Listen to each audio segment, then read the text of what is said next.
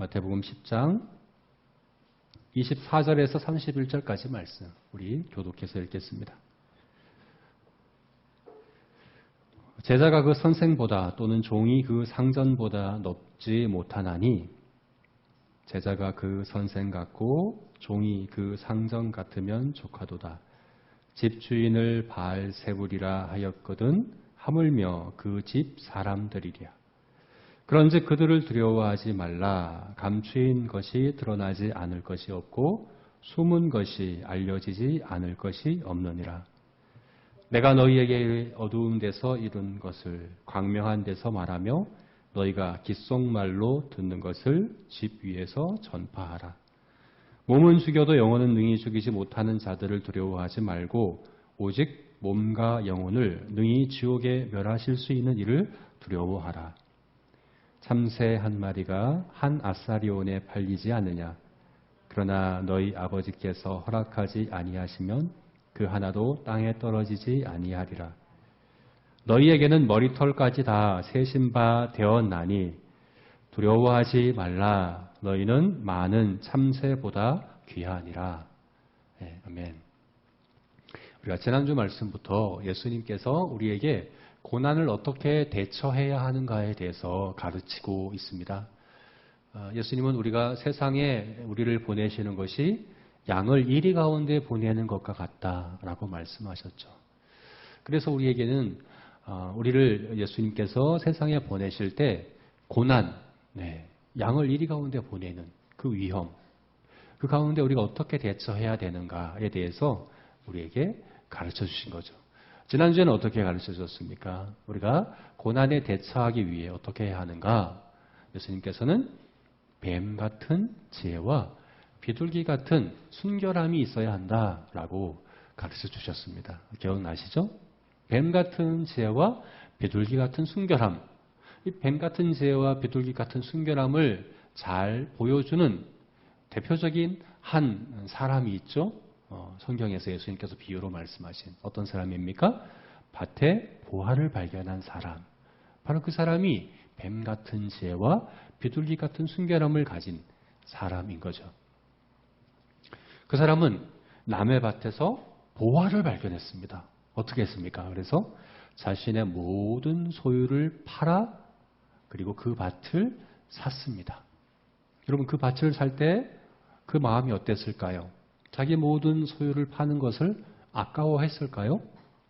아니요. 성경에서는 기뻐하며 그렇게 했다고 말씀하고 있습니다. 기쁨으로 자기 모든 소유를 파는 것을 전혀 아까워하지 않고 오히려 아마 그 팔려고 했던 사람이 마음이 바뀔까 조마한 그런 마음으로 그렇게 그 밭을 샀을 것 같습니다. 왜 자기 모든 소유를 다 팔고 그 밭 하나를 사는데 그 마음이 왜 전혀 아깝지 않았을까요? 왜냐하면 잃는 것보다 얻는 것이 훨씬 크다는 것을 알았기 때문에 그런 거죠. 여러분 이것이 바로 뱀 같은 지혜입니다.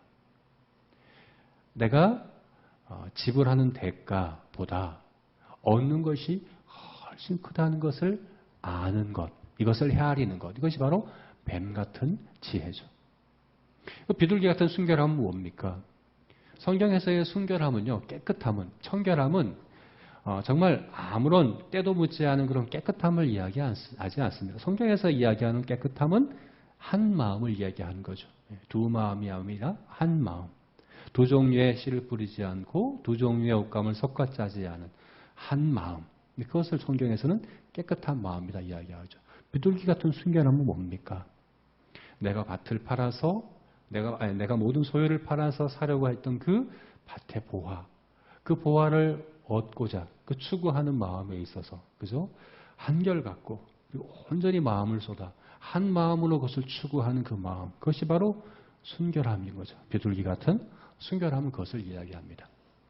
그래서 그 밭의 보화를 사려고 했던 그 사랑, 그것이 바로 비둘기 같은 순결함 그리고 뱀 같은 지혜를 잘 보여주는 장면이라고 우리가 볼 수 있는 겁니다.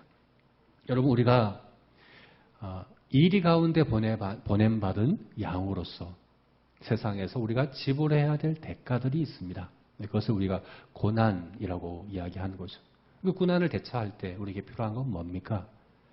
그보다 훨씬 큰 얻을 수 있는 그 이익, 우리의 구원, 그리고 우리의 이웃들의 구원이라고 하는, 천국이라고 하는 비교할 수 없는 그 지극한 가치를 헤아릴 수 있는, 그것을 알 수 있는 그 뱀 같은 지혜가 우리에게 있어야 되고, 또 그 보화를 얻고자 추구하는 한 마음, 거기에 온전히 들여지는 그 한 마음, 그 순결한 마음이 우리에게 있어야 한다라고 이야기하죠.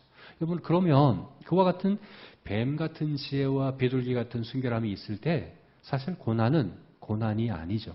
고난이 고난으로 여겨지지 않습니다. 여러분, 우리가 지극한 가치를 알고 그것을 얻고자 온전히 마음이 들여지면 사실은 고난은 고난이 아니게 여겨집니다. 대표적인 우리가 간단한 예를 들자면, 우리 연애하는 사람 같은 경우는 사랑하는 연인을 위해서 시간을 들이고 돈을 들이고 수고를 하고 모든 것을 다 들여도 아깝지 않습니다. 그것을 낭비라고 생각하지 않아요. 그것을 고난이라고 생각하지 않아요. 오히려 기쁨으로 그렇게 하는 것을 볼 수 있지 않습니까? 또 스포츠 중계, 축구를 보고 또 야구를 보려고 새벽에 일어나서 밤잠을 포기하면서 그것을 보는 사람이 그것을 정말 고난이라고 생각하겠습니까? 아닙니다. 기쁨으로 그 일을 하는 겁니다. 여러분, 그래서 사실은 세상 모든 사람들은 밭의 보화를 발견한 사람들입니다. 누구나 그 생각하는 보화는 다르겠지만 누구나 다 밭의 보화가 있습니다. 누구나 다 자기의 시간과 자기의 소유와 때로는 자기의 건강까지 헤쳐가며 각자의 보화를 추구하고 있어요. 누구나 다 그래요. 중요한 것은 그 보화가 정말 보화냐 하는 거죠. 정말 그렇게 우리 모든 것들을 다 드릴 만한 보화가 맞냐? 정말 그만한 가치가 있는 거냐? 하는 그 차이가 있겠지만 누구나 다 밭의 보화를 갖고 살아가고 있는 것입니다. 우리 그리스도인들은 바로 그런 사람들입니다. 가장 지극한 가치, 그 보화를 알고 있고 그 보화를 추구하는 사람들, 그게 바로 그리스도인들인 거죠. 그래서요, 우리가 그리스도인들은 고난 자체를 즐기는 사람 절대 아닙니다. 그리고 금욕주의, 금욕 자체를 목적으로 그렇게 살아가는 사람들 절대 우리 그리스도인들이 아닙니다. 여러분, 그것은 뱀 같은 지혜와 비둘기 같은 순결함이 아닙니다. 그건 오히려 간교함이나 또 어리석음에 가깝죠. 우리는 절대 금욕주의자가 아닙니다. 그리고 고난 자체를 즐기는 이상한 변태적인 사람들도 절대로 아닙니다. 때로는 우리의 고난이 찾아오지만 그것을 기뻐하고 즐거워하는 이유는, 그리고 우리가 우리 스스로의 욕심을 내려놓고 자기 절제를 훈련하고 하는 이유는 우리가 추구하는 지극한 보화가 있기 때문에 그런 거죠. 바로 천국과 그리고 구원이라고 하는, 무엇과도 바꿀 수 없는 우리 모든 소유를 다 들여서 추구해야 될 그 보화를 발견하는 사람들이 바로 우리들이다 하는 것입니다. 여러분, 이것이 우리가 우리 일상에서 우리 삶에서 이리 가운데 보냄받은 야구로서 우리가 마주하게 되는 여러 가지 고난, 그 고난을 대할 때 우리에게 필요한 자세입니다. 바로 뱀 같은 지혜, 그리고 비둘기 같은 순결함. 이것이 바로 지난주 말씀에서 우리에게 주신 주님의 가르침이죠. 자, 그런데요, 고난에 대해서 예수님께서 말씀하시며 우리를 세상에 보내시는 것이 양을 이리 가운데 보내는 것 같다라고 말씀하시며 한 가지 주제를 더 주님은 오늘 본문에서 이야기하십니다. 고난에 대해서 이야기하시며 반드시 짚어야 될 아주 중요한 주제가 있습니다. 그것은 바로 두려움이라고 하는 주제입니다. 두려움. 그래서 오늘 주님은 두려움에 대해서 말씀하십니다. 두려워하지 마라, 두려워하지 마라, 두려워하지 마라. 3번이나 말씀하시고 또 한 번은 두려워하라 라는 말씀으로 두려움에 대해서 말씀하십니다. 여러분, 정말 중요한 주제입니다. 어쩌면 고난 자체보다, 우리가 겪는 고난 자체보다 정말 우리에게 해롭고 위험한 것은 무엇인가? 바로 두려워하는 마음입니다. 잘못된 두려움에 사로잡히는 것, 이것이야말로 우리가 정말 경계하고 주의해야 될 정말 큰 위험이 바로 이겁니다. 그래서 우리가 우리에게 다가오는 고난을 대처하는 것은 사실은 두려움을 어떻게 대처하느냐로 우리가 이렇게 바꿔 이야기할 수도 있습니다. 아무리 큰 고난이 우리에게 오더라도 우리가 그릇된 두려움에 사로잡히지 않는다면 그 고난은 우리에게 아무런 해도 끼칠 수 없습니다. 또 반대로 아예 고난이 오지도 않았는데 그릇된 두려움에 사로잡혀 버린다고 한다면 그것만큼 우리에게 해로운 정말 우리가 피해야 될 그 위험은 없는 거죠. 주님은 특별히 두려움에 대해서 오늘 본문에서 우리에게 말씀하고 있는 것입니다. 우리가 두려움을 어떻게 대처해야 하는가. 사실 이것이 우리가 어떻게 고난을 대처하느냐. 우리가 세상 가운데 보냄받은, 이리 가운데 보냄받은 양으로서 어떻게 우리에게 찾아오는 고난과 어려움들을 대처할까. 그것은 결국 그 핵심 열쇠가 두려움을 어떻게 대처하느냐에 있다는 것을 우리가 기억해야 하는 거죠. 오늘 본문에서 주님은 이것에 대해서 4가지로 말씀하고 있습니다. 어떻게 우리가 고난을 대처할까? 특별히 두려움을 대처할까? 두려워하지 마라! 라고 말씀하시는데 그렇다면 어떻게 우리가 두려워하지 않을 수 있을까? 4가지로 말씀하고 있는 거죠. 24절과 25절에서는 당연하게 여겨라. 우리에게 다가오는 고난을 당연하게 여겨라 하는 말씀으로 우리에게 두려움에 대한 대처법을 말씀하고 있죠. 그 다음에 27절, 28절 말씀에서는 26절, 27절 말씀에서는 진리를 선포하라. 우리가 찾아오는 고난을 우리가 두려워하지 아니하고 잘 대처하기 위해서는 진리를 선포하라 하는 말씀을 26절, 27절에서 주고 있습니다. 그리고 28절 말씀에서는요. 바른 대상을 선택하라. 우리가 두려워해야 될 바른 대상을 선택해라. 이렇게 두려움을 선택의 문제로 우리에게 말씀하고 있습니다. 그리고 29절부터 31절까지의 말씀에서는 하나님의 뜻을 구해라. 고난의 순간에 우리가 두려움에 사로잡히지 않기 위해서 우리가 해야 될 일은 하나님의 뜻이 무엇인가를 찾고 구하라 하는 말씀이 29절부터 32절까지 말씀에서 우리에게 주어진 주님의 가르침입니다. 우리가 이것을 하나씩 그 의미를 한번 생각해 보겠습니다. 첫 번째로 고난을 우리가 마주할 때 우리가 어떻게 고난을 대처해야 될까? 어떻게 두려움에 사로잡히지 않을 수 있을까? 24절, 25절 말씀 우리 함께 읽어보겠습니다.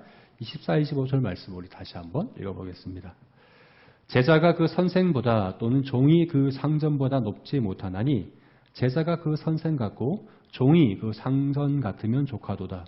집주인을 바알세불이라 하였거든 하물며 그 집 사람들이랴. 여러분, 우리는 어떤 사람들이라고요? 그리스도인들은 제자입니다. 그리고 종입니다. 예수님은 우리의 선생이시고 우리의 주인이십니다.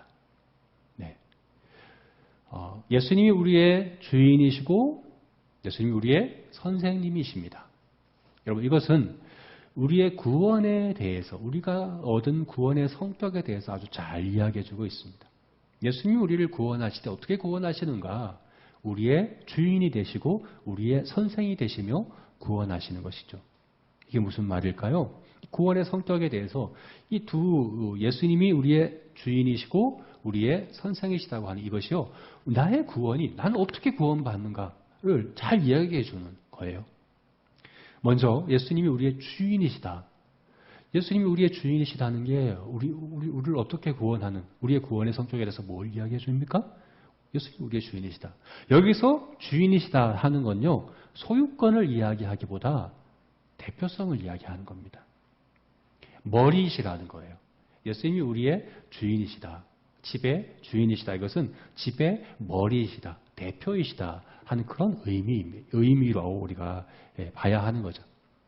여기서 집주인을 바알세불이라 하였거든. 그럼 바알세불이 누굽니까? 마귀죠. 그죠? 사탄이 바알세불이죠. 그런데 이 바알세불이라는 이 말 자체, 이 단어 자체에 그 단어 자체가 가진 의미는 바로 집주인이라는 의미입니다. 세불이라는 것이 히브리로 집이고요. 바알이 주인이에요. 그래서 바알세불은 집 주인이라는 의미. 예수님이 여기서 사실 그 언어 유희라고 하죠. 단어를 통해서 언어 유희를 하고 계세요. 집주인을 바알세불이라 하였거든. 예수님은 정말 집주인이시거든요. 교회, 우리 교회라고 하는 이 하나님의 성전의 머리이시거든요. 정말 예수님은 집의 주인이십니다. 그런데 그 예수 이름을 가리켜서 바알세불이라고 하였거든. 예수님께서 이렇게 말씀하고 있는 거죠. 여러분, 예수님은 우리의 머리이십니다. 이것은 우리의 주인, 우리를 소유한 소유권자라는 그런 의미도 있지만 여기서 직접적으로 이야기하고 있는 것은 바로 머리이시다 하는 그런 의미예요. 우리의 대표이시다. 그래서 우리가 구원받은 구원은요, 예수님이 우리의 대표가 되셔서 얻은 거예요. 이것을 대표성의 원리라고 얘기하는 거죠. 이걸 이해하는 것이 굉장히 중요합니다, 여러분. 여러분, 하나님은 사람을 지으실 때 이 대표성의 원리를 따라 지으셨습니다. 그래서 사람은 한 혈통으로 지음받았습니다. 여러분, 하나님이 아담을 지으시고 하와를 지으실 때 아담은 흙으로 빚으셔서 그 코에 생기를 불어넣으셨지만 하와는 그렇게 짓지 않으셨어요. 하와는 흙으로 만들지 않으셨어요. 어떻게 만드셨습니까? 아담의 갈비뼈를 가져다 만드셨습니다. 왜 그렇게 하셨을까요? 온 인류가 한 사람도 예외 없이 한 혈통이 되게 하시기 위해서 그렇게 하셨습니다. 여러분, 천사는 그렇게 지음받지 않았습니다. 천사는 한 혈통으로 지음받지 않았습니다. 이렇게 한 혈통으로 지음받고 한 혈통으로 지음받지 않을 때 차이는 뭡니까? 그 대표에 의해서 우리 속한 모든 구성원, 모든 전체의 운명이 결정되는 거죠. 그래서 우리가 아담이 범죄한 것으로 인해서 우리 모두가 죄인 된 것이죠.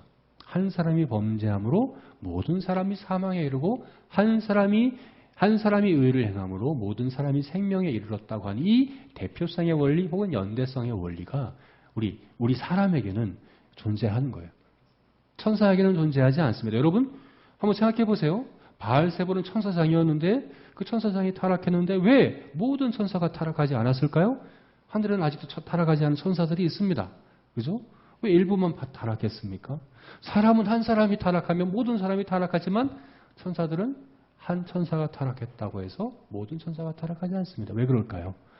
우리는 대표성의 원리, 연대성의 원리를 따라서 창조되었지만 천사는 그렇지 않다는 거죠.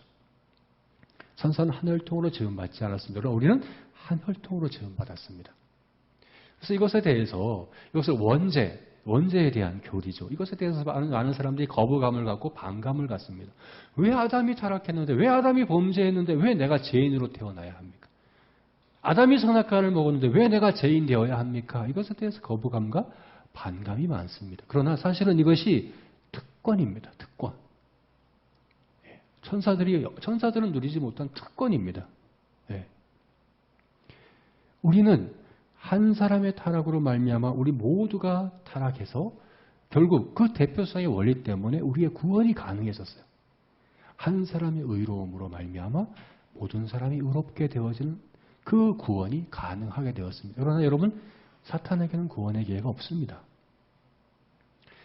바알세불을 대신하여 예수님이 그를 대신하여 십자가에 죽고 부활하시는 것으로 구원하실 수가 없습니다.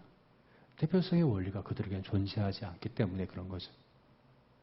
그래서 우리가 구원받는 것은요, 우리가 아담에게 속한, 우리의 대표가 아담이었다가 예수님이 우리의 대표가 바뀌어지는 것. 여러분, 이것이 구원인 거예요. 내가 아담에게 속했다가 예수님께 속한 이것이 내가 구원받는 방법이라는 말입니다. 사람은 누구나 자연적 출생을 통해서 아담에게 속합니다. 아담이 우리의 대표가 됩니다. 그러나 영적 출생인 믿음을 통하여 거듭날 때 우리는 예수님께 속한, 예수님이 바로 나의 언약적 대표가 되시는 그런 구원을 얻게 되는 것이 바로 우리의 구원이라는 말입니다. 여러분, 이것이 바로 예수님이 집의 주인이시라는 의미라는 겁니다. 예수님은 우리의 대표가 되시고자 이 땅에 오셨습니다. 우리가 구원받는 것은 예수님이 나의 대표가 되심으로 받는 것입니다. 아담이 아니라 두 번째 아담이신 예수님이 나의 대표, 나의 집의 주인이 되시는 것입니다. 여러분 그럴 때에 대표가 된다는 것은 그 예수님께 속한 모든 것이 나의 것이 된다는 거예요. 그 중에서 일부만, 내가 원하는 부분만 절대 그럴 수가 없습니다. 내가 원하는 부분만 선택하는 거 아닙니다. 나의 대표가 된다는 건 예수님께 속한 모든 것이 나를 위한 것이고 나를 대신하셔 하신 것이고 나를 대표하여 하신 것임을 받아들이는 것이죠. 그래서 여러분 예수님의 고난은 나를 위한 겁니다. 예수님의 고난은 나를 대표해서 하신 것입니다. 그러므로 그리스도인의 우리들에게 있을 고난은 당연한 거예요. 자연스러운 거예요. 그런데 우리가 또 이렇게 얘기해 볼 수 있죠. 예수님이 나를 대신하고 대표해서 고난을 받으셨다면 나는 더 이상 고난받을 필요 없는 것 아닙니까? 왜냐하면 이미 예수님이 다 받으셨는데 예수님이 이미 나를 대신하고 대표해서 고난 받으셨으면 나에게는 더 이상 고난이 없어야 되는 것 아닙니까? 이렇게 또 생각해 볼 수 있습니다. 그러나 구원의 또 다른 중요한 측면이 있죠. 그건 뭐냐 하면 예수님이 우리의 선생 되신다는 것이죠. 예수님이 우리의 선생 되신다. 이건 무슨 의미입니까? 바로 예수님을 우리가 닮아가도록. 우리의 구원은 뭐냐? 예수님을 닮아가는 것이죠. 제자는 선생 같고 종이 그 상전 같으면 조카도다. 여러분 제자는 선생같이 되는 것이 목표입니다. 목적입니다. 스승을 닮아가는 그것이 목적인 거죠. 우리의 구원은 뭡니까? 예수님을 닮아가는 것입니다. 그래서 구원은 두 가지 측면이 있습니다. 한편으로는 예수님이 우리를 대표하여서 예수님은 우리를 대신하여서 우리는 이미 예수님 때문에 의인입니다. 하나님 앞에. 하나님이 보시기에 우리는 의인입니다. 이미. 이걸 다른 말로 하면 하나님의 그 법정에서 법적인 차원에서 이미 우리는 의인으로 선포되었습니다. 이것을 칭의라고 하죠. 하나님이 보실 때 우리는 의인입니다. 그런데 우리에게 의문이 남죠. 나는 의인이라고 하는데 왜 나는 아직도 여전히 내 안에 죄의 욕심이 있고 죄의 본성이 있고 날마다 죄를 짓고 나는 아무런 변화도 있는 것이 변화되지도 않고 왜 나는 그대로일까? 나는 구원받았다고 하는데 난 의인이라고 하는데 왜 난 그대로일까? 하는 그런 의문이 남죠. 왜 그렇습니까? 하나님이 보실 때, 하나님이 우리를 보실 때, 하나님은 이미 우리를 의인이라고 인정해 주셨고, 우리를 의인으로 선포하셨지만, 우리 안에는 하나님을 향한 우리의 모습에 있어서는 여전히 죄인의 모습이 우리에게 남아있죠. 그래서 이 두 번째 측면에 우리가 점진적으로 서서히 변화되어 가는 것, 이것은 바로 예수님이 우리의 선생되심으로 가능한 거죠. 예수님이 우리의 본보기가 되셔서 예수님을 닮아가도록 우리를 가르치심으로 우리 안에도 실제적인 변화가 나타납니다. 우리 안에 있는 죄의 본성과 죄의 욕심들이 다스려지고 그것을 죽이고 그래서 우리가 점점 성화되어 가는 것. 그래서 우리는 칭의와 성화라고 하는 두 가지 구원의 측면이 있다는 얘기죠. 여기서 너희가 제자이고 너희가 종이다. 다시 말해서 예수님이 우리의 주인이시고 예수님이 우리의 스승이시다 하는 것은 바로 예수님의 그 고난이 바로 나의 고난이고 예수님의 그 고난이 내가 바로 닮아가야 될 나의 본보기이다라는 것을 의미한다는 이야기입니다. 여러분 그러므로 그리스도의 제자된 우리들에게 있어서 고난은 얼마나 중요합니까? 여러분 이것은 자연스러운 일입니다. 여러분 이것은 자연스러운 일입니다. 당연한 것으로 우리가 여겨야 하는 것입니다. 여러분 사도들은 이 고난에 대해서 어떻게 했습니까? 사도행전 5장 말씀을 보게 되면 이렇게 말씀하고 있죠. 사도들이 그 이름을 위하여 능력받는 일에 합당한 자로 여기심을 기뻐하며 공의 앞을 떠나니라. 사도행전 5장 41절 말씀에서 사도들이 기뻐했다. 뭘 기뻐했습니까? 그 이름을 위하여 능력받는 일에 합당한 자로 여기심을 받은 것. 내가 그리스도의 이름을 위하여 고난받는 것에 합당하게 여김받은 것을 기뻐하였다. 또 사도 바울은 어떻게 이야기했습니까? 갈라디아서 6장 17절 말씀을 보게 되면 내 몸에 나는 예수의 흔적을 지년도라. 여러분, 제자들은, 사도들은 고난받는 것을 기뻐했고 그것을 자랑으로 여겼습니다. 왜 그렇습니까? 그게 바로 내가 그리스도의 제자이고 그리스도의 종인 것을 나타내는 증거이기 때문에 그렇다는 겁니다. 예수님의 이름을 위하여, 예수 이름을 위하여 우리에게 고난이 오는 것. 여러분, 이것은 반드시 있어야 되는, 오히려 그것을 우리가 기뻐하고 자랑으로 여겨야 하는, 내가 그리스도의 제자이며 그리스도의 종인 것을 알 수 있는 결정적인 증거로 우리가 여겨야 한다는 겁니다. 우리가 예수님 믿는데 왜 나에게 고난이 올까? 왜 믿는 사람에게 이렇게 어려움이 찾아올까? 이렇게 여기시면 안 됩니다. 예. 기복적이고 또 예수님 믿으면 만사형통하다 한다고 이렇게 이야기하는 것은 여러분 전혀 성경적이지 않은 가르침입니다. 그래서 비성경적인 겁니다. 그렇게 생각하면 두려울 수밖에 없죠. 예, 처음부터 잘못 생각하고 있으니까. 주님께서는 우리가 고난을 두려워하지 않기 위하여 처음으로 우리에게 있어야 되는 그 자세, 뭡니까? 당연하게 여겨라. 예, 당연하게 여겨라. 사실 우리가 고난을 맞을 준비를 해야 합니다. 예, 그것을 이상 여길 것이 아니라 당연히 여기며 자연스럽게 여기며 오히려 기뻐하며 또 오히려 그것을 자랑하는, 예, 그렇게 여기는 우리들의 마음이 있어야 한다는 겁니다. 예, 저와 여러분이 그렇게 그릇된 두려움에 사로잡히지 않기 위하여 그리스도의 이름을 위하여 받는 고난을 당연하게 여기며 기뻐하고 자랑하는 우리 모두가 될 수 있기를 주님의 이름으로 축원합니다. 네. 두 번째로 26절, 27절 말씀에서는 진리를 선포하라고 우리에게 말씀합니다. 우리 26절, 27절 말씀을 다시 한번 같이 읽어볼까요? 읽어보겠습니다. 시작. 그런즉 그들을 두려워하지 말라. 감추인 것이 드러나지 않을 것이 없고 소문 것이 알려지지 않을 것이 없느니라. 내가 너희에게 어두운 데서 이루는 것을 광명한 데서 말하며 너희가 귓속말로 듣는 것을 집 위에서 전보하라. 네, 그들을 두려워하지 말라.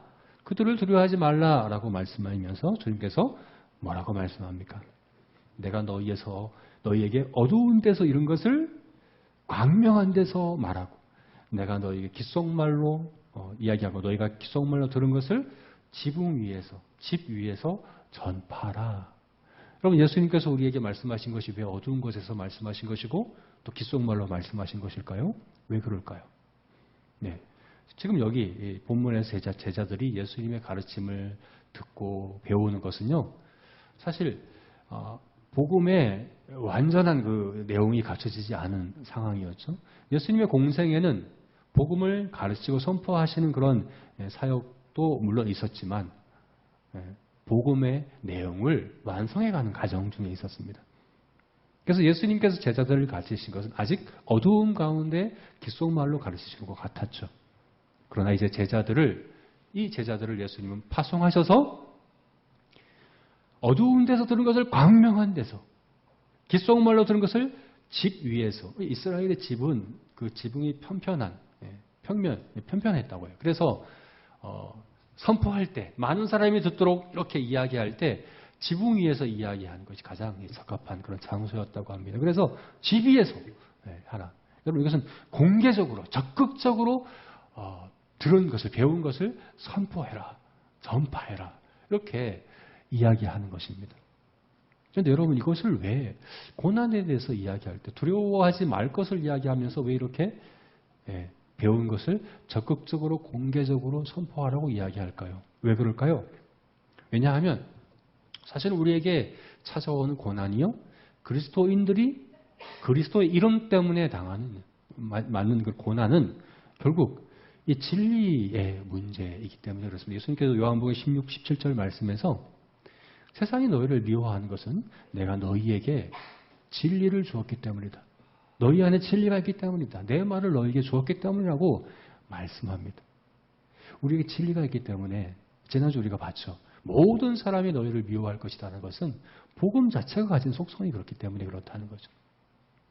그래서 진리의 문제, 밝히 드러내는, 진리를 선포하고 진리를 나타내는 그것이 결국 우리에게 찾아오는 고난의 근본적인 이유라는 겁니다.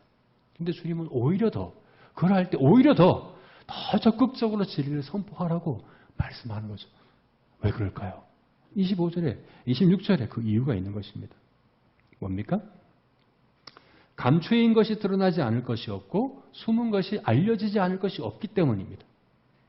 감추인 것이 드러나지 않을 것이 없고 숨은 것이 알려지지 않을 것이 없다. 모든 것이 결국 다 드러날 것이다. 라고 말씀하고 있는 것입니다. 이것이 무엇을 의미합니까, 여러분? 결국 우리가 진리를 선포하는 이것이요. 결국 승리가 보장되어 있는 일이라는 겁니다. 결국에는 모든 것이 다 드러나는 것입니다. 여러분, 이것은 승리가 보장되어 있는 일입니다. 성공이 보장되어 있는 일입니다. 여러분, 우리에게 다가오는 고난을 우리가 마주할 때 그 고난이 진리가 드러나는 일을 막는 장애물이 될 수 없습니다. 그것 때문에 그 어떤 고난도 감추어진 진리가 드러나지 못하도록 막는 그 장애물이 될 수 없다는 사실들을 우리가 기억하는 것은 너무나도 중요합니다. 이렇게 예를 들어 볼 수 있죠.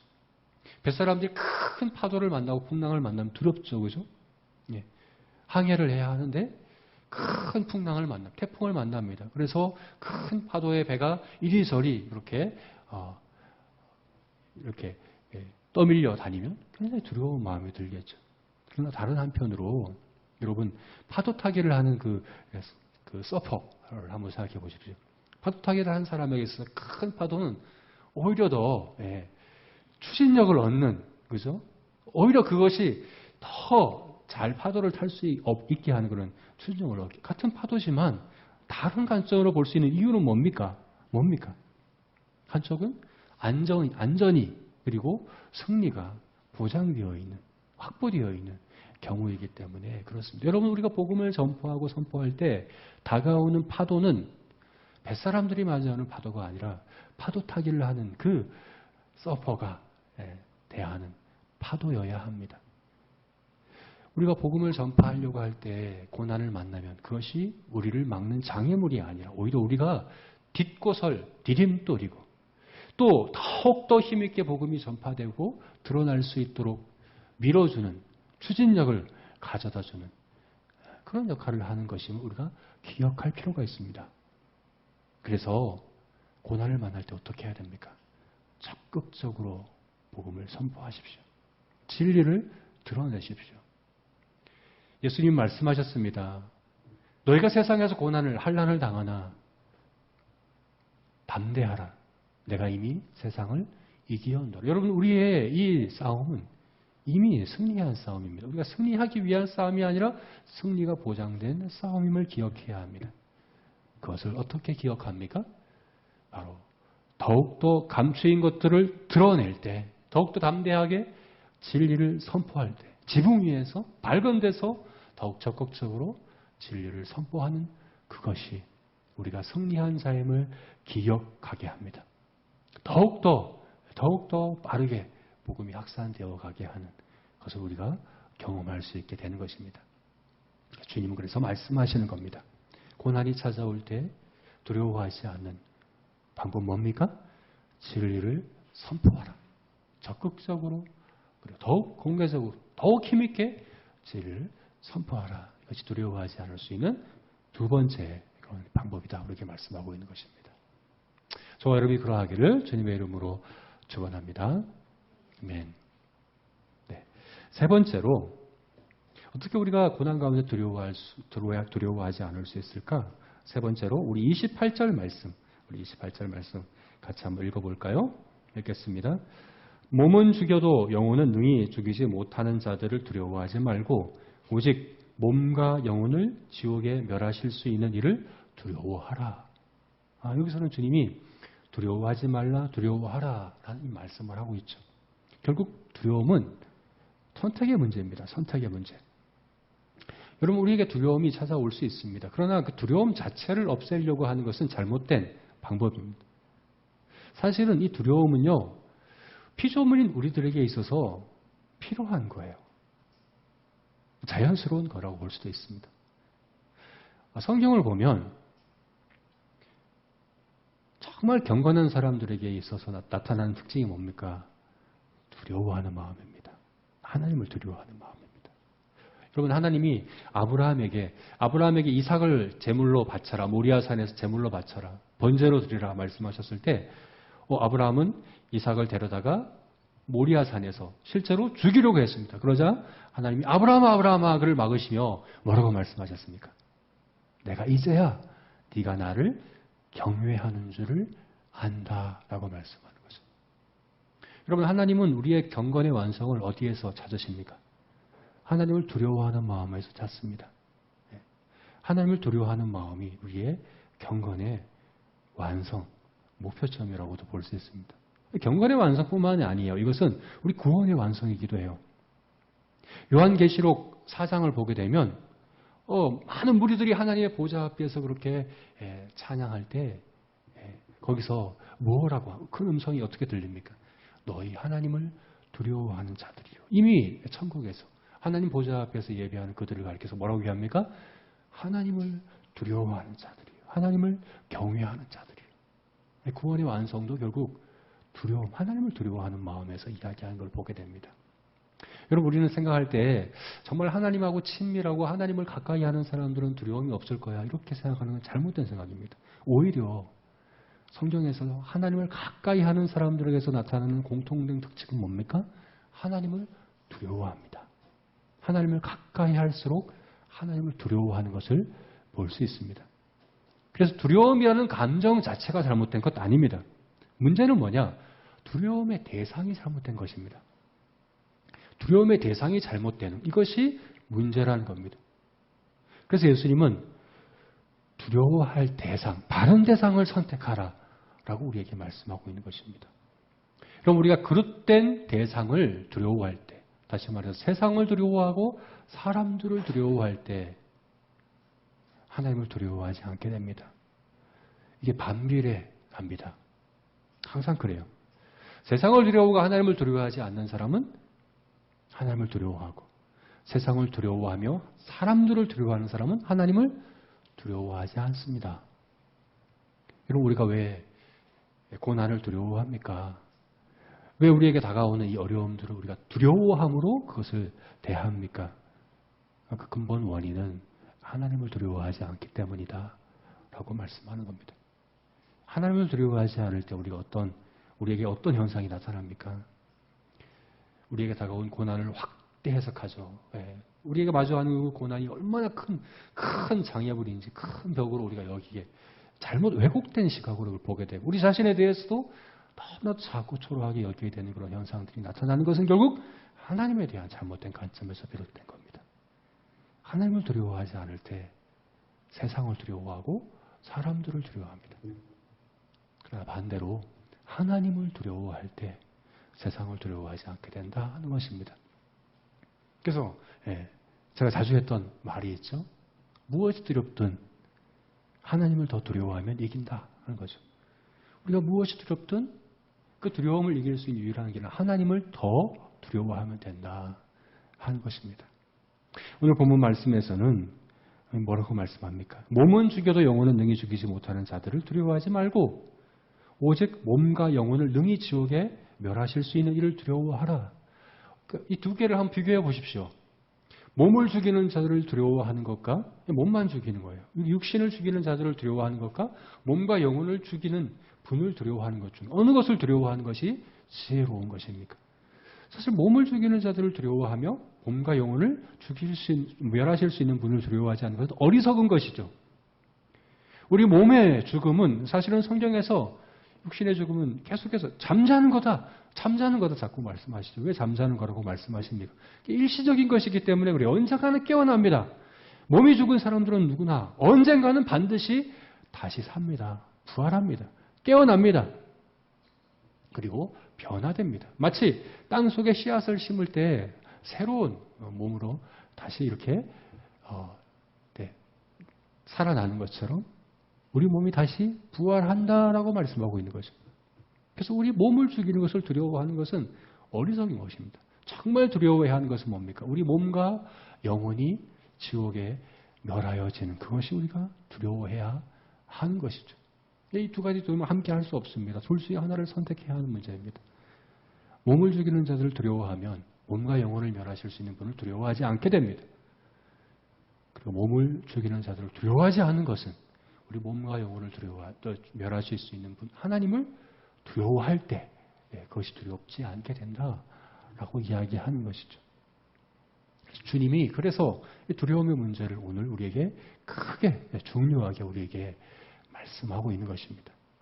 그래서 단순히 우리가 고난을 어떻게 대처하느냐 그 문제를 이야기하는 것이 아니라 우리의 근본적인 하나님 앞에서의 구원과 하나님 앞에서의 정말 우리의 몸과 영혼이 지옥에 멸하여지지 않고 하나님 앞에 우리가 구원받아 하나님의 백성으로 하나님의 자녀로 정말 그렇게 우리가 생명의 부활을 얻게 되는 그 문제, 이것이 바로 두려움의 문제라는 것입니다.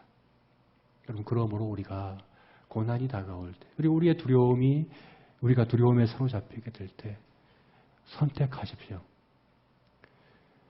뭘 두려워할지, 나의 두려움의 대상이 무엇일지 선택하라 라고 우리에게 말씀하고 있는 것입니다.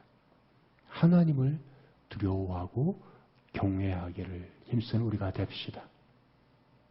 오히려 성경에 우리가 볼 수 있는 다윗이나 아브라함이나 많은 성경의 인물들이 고난을 통해서 하나님 경외하기를 배웠습니다.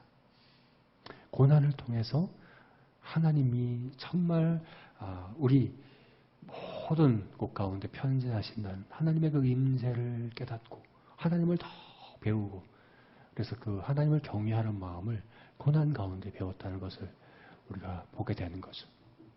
여러분, 고난 가운데 우리가 세상을 두려워하는 그런 두려움에 휩싸이지 않도록 우리 자신을 하나님 앞으로 더욱 드리는, 하나님께 더욱 가까이 나아가는 그런 저와 여러분이 되시기를 주님의 이름으로 축원합니다. 네, 마지막 네 번째로 고난 가운데 우리가 어떻게 두려워하지 않을 수 있을까? 29절에서 31절까지 말씀 우리 같이 한번 읽어보겠습니다. 29절에서 31절 읽겠습니다. 시작. 참새 2마리가 한 아사리온에 팔리지 않느냐? 그러나 너희 아버지께서 허락하지 아니하시면 그 하나도 땅에 떨어지지 아니하리라. 너희에게는 머리털까지 다 세신 바 되었나니 두려워하지 말라. 너희는 많은 참새보다 귀하니라. 여러분, 한 아사리온이라고 하는 이것은 당시 가난한 노동자들이 하루에 받는 일당이 한 데나리온이었죠. 그런데 이 아사리온은 한 데나리온의 16분의 1에 해당하는 금액입니다. 굉장히 작은 금액인 거죠. 그래서 오늘날로 따지면 시급도 안 되는 거예요. 하루치의 그 일당에서 시급에도 해당하지 않은 아주 작은 분량의 금액이 한 아사리온인데 당시에 가난한 사람들이 먹던 음식 중에서 이 참새가 있었던 거죠. 가난한 사람들이 먹던 음식이에요. 싸게 시장에서 살 수 있는 식재료인 거죠. 참새. 2마리가 한 아사리온이에요. 그런데 여러분, 그 한 아사리온도 안 되는, 사실 반 아사리온이죠. 그죠? 2분의 1 아사리온밖에 안 되는 참새 한 마리도 땅에 떨어질 때 하나님 허락 없이는 떨어지지 않는다 라고 말씀하는 거죠. 여러분, 이 세상에서 일어나는 가장 작은 일도 하나님의 뜻이 없이는 일어나지 않습니다. 여러분, 우리는 하나님의 뜻과 하나님의 주권과 하나님의 통치와 그것을 인정하되 아주 큰 일, 정말 중요한 일에만 하나님께서 그렇게 간섭하시고 관여하시고 그런 것에만 하나님의 뜻이 있다라고 여기시면 안 됩니다. 아주 작은 일. 사실 세상에서 일어난 모든 일들은 하나님의 뜻 가운데 있습니다. 그런데 그 작은 참새 한 마리가 땅에 떨어지는 것도 하나님의 허락 없이는 되어지지 않는데 하물며 너희일까 보냐? 너희는 많은 참새보다 세상의 모든 참새 다 파여도 너희 한 사람보다 더 귀하겠냐? 하나님 앞에 더 귀하겠냐? 이렇게 예수님께 질문하시는 거예요. 너희 머리털까지 세신 바 되셨다. 그만큼 하나님은 우리의 작은 부분에도 관심을 가지시고 우리를 사랑하신다. 소중히 여기신다. 라고 말씀하고 있는 거죠. 여러분, 그러므로 우리가 여러분, 세상의 모든 일들 가운데 하나님의 뜻이 있음을 기억해야 하고 그래서 그 뜻을 구하는 것이 우리들의 모습이어야 하는 것입니다. 여러분, 우리가 만나는, 우리가 마주하는, 우리가 대하는 고난에 하나님의 뜻이 없다라고 여기시면 안 됩니다. 하나님의 뜻 가운데 이루어졌습니다. 사실 세상의 모든 일들이 하나님의 뜻 가운데 있고, 심지어 사단도, 우리가 성경에서 보죠. 가룟 유다마저도, 그리고 예수님을 못 박았던 로마 군인과 빌라도와 유다의 모든 종교 지도자들도 그들이 다 하나님의 뜻을 거슬러 행했지만 사실은 하나님의 뜻을 이루었다라고 사도행전 4장 말씀에서 말씀하고 있는 걸 보게 되죠. 모든 게 다 하나님의 뜻 가운데 있습니다. 사실 우리가 하나님의 뜻을 구하지 않아도 우리는 하나님의 뜻을 이룹니다. 불순종을 통해서. 그런데 우리 믿는 우리들은 고난을 당할 때 우리 믿는 우리 제자들은 어떠해야 한다는 겁니까? 불순종으로가 아니라 그 작은 일 하나하나에도 하나님의 뜻이 있음을 알고 인정하고 그 뜻이 무엇일까 구하고 찾고 그것에 순종해 가는 그것. 그것이 바로 두려워하지 않는 방법입니다. 성경에서 말씀하고 있지 않습니까? 온전한 사랑은 두려움을 내어쫓는다. 여러분, 우리는 하나님의 특별한, 우리 머리털까지 세신 바 되신 하나님의 특별한 관심과 사랑 가운데, 하나님의 뜻 가운데 있는 것이 바로 우리들입니다. 우리가 그 하나님의 우리를 향한 사랑과 관심을 어떻게 누리고 어떻게 더욱더 우리가 우리 삶에 적용할 수 있습니까? 아주 작은 일에서부터 하나님의 우리를 향한 그 뜻을 구함으로 그렇게 할 수 있습니다. 그 온전한 사랑 가운데 거하여 두려움을 내어쫓는 것은 바로 하나님의 뜻을 구하는 데서 우리가 찾을 수 있다는 이야기입니다. 그리고 여러분, 우리에게 있는 고난, 우리에게 있는 어려움 가운데 하나님의 뜻을 구하십시오. 하나님의 뜻이 무엇입니까? 하나님, 제가 어떻게 순종하여 그 하나님의 뜻을 이루어드려야 할까요? 이렇게 물으시고 또 그 뜻을 구하시고 이뤄가심으로 하나님의 온전한 사랑 가운데 두려움을 내어쫓는 그런 저와 여러분이 되시기를 주님의 이름으로 축원합니다. 네, 이제 말씀을 맺겠습니다. 그럼 고난을 통해서 우리가 그리스도의 제자이고 종임을 확인할 수 있습니다. 또한 고난을 통해서 우리는 복음과 진리가 반드시 승리한다는 것을 기억하고 오히려 그 승리를 앞당기는 그런 일을 할 수 있습니다. 또한 고난을 통해서 우리는 진정으로 세상을 두려워하지 아니하고 대신 하나님을 경외하기를 배울 수 있습니다. 그리고 고난을 통해서 우리는 하나님의 우리를 향하신 특별한 사랑과 관심 그리고 하나님의 뜻을 구하고 또 그것을 깨닫고 그것에 적극적으로 참여하고 그래서 그 온전한 사랑 가운데 두려움을 내어 쫓을 수 있습니다. 주님 말씀하십니다. 그들을 두려워하지 말라. 이 일 가운데 보냄받은 양인 우리들에게 주님께 특별히 부탁하고 당부한 이 말씀을 우리에게 적용했으면 좋겠습니다. 당연하게 여겨라. 진리를 선포하라. 바른 두려움의 대상을 선택하라. 하나님의 뜻을 구하라. 이 주님의 당부를 우리 각자의 마음에 깊이 새기는 저와 여러분이 되시기를 주님의 이름으로 축원합니다. 아멘. 우리 같이 기도하시겠습니다.